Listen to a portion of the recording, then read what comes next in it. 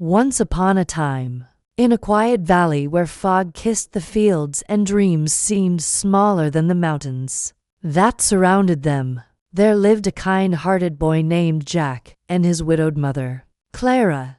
Their cottage stood at the edge of the green valley, old, cracked, and tired from years of wind and rain. But inside that little home, there was warmth, not from firewood or riches, but from love. They had only one treasure, a gentle brown cow named Willow, whose milk kept them alive through cold winters and hungry nights. But as the seasons changed, Willow grew old and her milk slowed to a trickle. One evening, Clara sat by the window, hands trembling, staring at their last loaf of bread. "Jack," she said softly, "we've nothing left. You must take Willow to the market tomorrow and sell her. It's our only chance." Jack nodded, though his heart ached. He leaned down, hugged Willow's neck, and whispered, "Don't worry, old friend. I'll find you a good home." The next morning, golden light spilled over the valley as Jack led Willow down the dusty path toward town. He was thinking of how to bargain, how to help his mother, when a strange figure stepped from behind an oak tree. It was an old man with a long silver beard, dressed in a cloak the color of moss and morning dew. His eyes sparkled like sunlight on water. "Good morning, lad," the man said. "That's a fine cow you've got there." Jack smiled politely. "Thank you, sir. I'm taking her to market to sell." The man chuckled softly. "Sell her, or trade her for something far more precious." Jack frowned. "Trade, for what?" The old man reached into his cloak and opened his palm. 5 beans, glowing faintly with emerald light. "These are no ordinary beans," the man whispered. "Plant them tonight, and by morning, you'll see wonders beyond belief." Jack blinked. "Magic beans?" The man nodded. "Magic that comes to those who believe, but only if your heart is brave and your faith strong." Jack hesitated. His stomach growled. His mind doubted. But something deep inside, a quiet voice, whispered, "Have faith." So, with a shaky smile, Jack handed over Willow's rope and accepted the glowing beans. When he returned home, Clara waited by the door, anxious. "Did you sell her? Did you bring gold?" Jack held out his hand. "Better than gold, mother. Magic beans." For a heartbeat, the room was silent. Then Clara's eyes filled with disbelief. "Magic beans? Jack, what have you done?" She threw the beans out the window, tears streaking her face. "You've traded our last hope for nonsense." Jack tried to speak, but his words failed.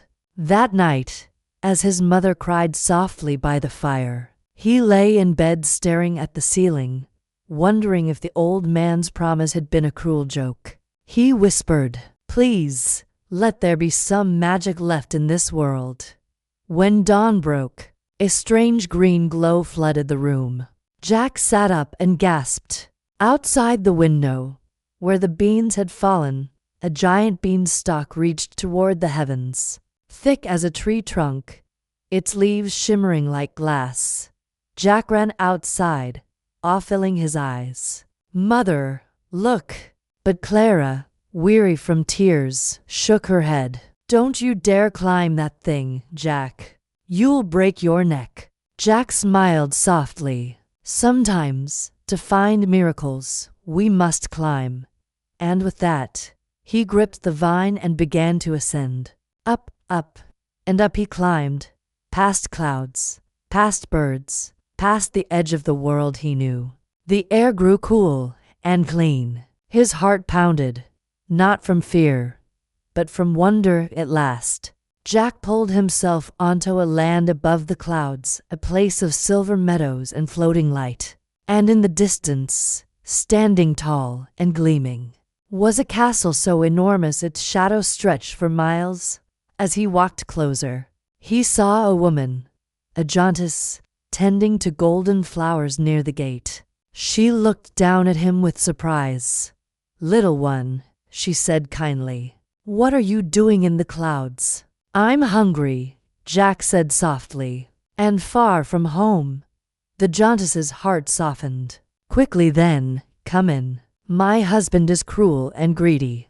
If he finds you, he'll eat you whole." Inside the kitchen, she gave Jack bread as big as his head and milk from a silver cup. But just as Jack took his first bite, the earth trembled. "Hide," the giantess whispered. She pushed him behind a copper kettle as the door thundered open. A massive figure stepped in. The giant, with hair like tangled rope and eyes that burned like coals. He sniffed the air. "Fee-fee-fo-fum, I smell the blood of a human one." The giantess said calmly, "You smell nothing but stew. Sit and eat." Grumbling, the giant dropped a sack of gold coins on the table. "Count me treasure, woman." Then he ate, yawned, and soon fell asleep, snoring so loud the windows shook. Jack peeked from hiding. He saw the gold, enough to save his mother forever. Quietly, he crept forward, took one sack, and dashed out. Down the beanstalk he ran, the coins clinking like bells, until he reached home. "Mother," he cried, showing her the gold. "We're saved." For a while, they lived in comfort. The cottage was repaired, the pantry filled. But as months passed, the gold ran out, and Jack's eyes kept wandering toward the clouds.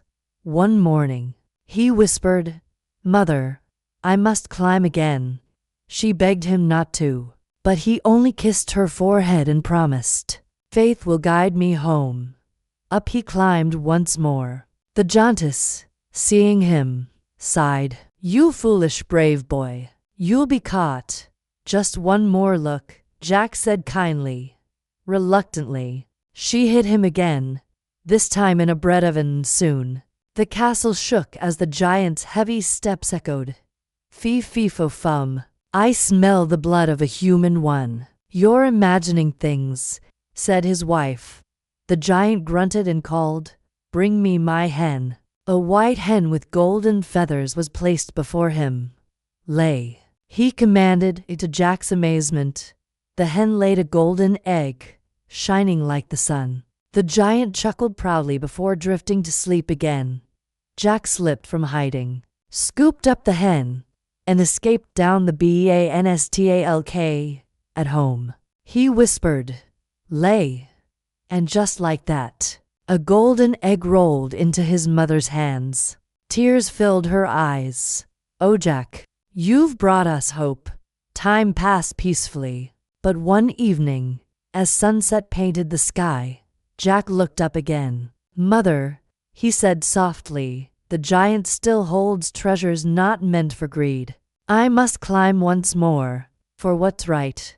Clara's eyes filled with fear. "You've tempted fate enough, my son." He smiled gently. "Sometimes, courage means climbing again, even when you're afraid." Music deepens. Final adventure tone up the beanstalk he climbed for the last time. The giantess shook her head, but pity won again. She hid him in the pantry when the giant returned. His roar filled the castle. "Fee-fee-fo-fum, I smell the blood of a human one." Then he growled, "Bring me my harp." A golden harp was brought to the table, its strings glowing softly. When the giant said, "Sing," the harp played by itself, its voice pure and sorrowful. "Master, I long to be free," it sang. Jack's heart broke at the sound. When the giant's eyes closed in sleep, Jack crept out, lifted the harp, and ran. But the harp cried out, "Master, help me." The giant awoke, bellowing with rage. The castle trembled as he chased Jack to the Beanstalk. Down Jack climbed, wind tearing at his face. The harp clutched tight in his arms. "Mother, fetch me the axe." Clara ran out, terrified. As the giant's shadow loomed from the clouds, Jack swung the axe. Once, twice. With a thunderous crack, the beanstalk split, and the giant fell, crashing into the valley below. The ground shook, then fell silent. Jack fell to his knees, exhausted. The harp in his hands whispered, "You are free." "And so am I." His mother rushed to him, tears streaming. "My brave boy." From that day forward, Jack and Clara lived in peace. The hen laid golden eggs, the harp filled their cottage with music, and their hearts overflowed with gratitude. But every evening, as the sun turned the clouds to gold, Jack would look to the sky and whisper, "Courage is not the absence of fear. It's the faith to climb, even when you can't see the top." And so, the legend of Jack and the Tower of Dreams lived on, a reminder that sometimes the smallest seed of faith can grow into a miracle that touches the heavens. Moral: faith turns fear into courage, and courage turns dreams into reality. If this story touched your heart, don't forget to like, share, and subscribe for more inspiring fairy tales that remind us faith always finds a way.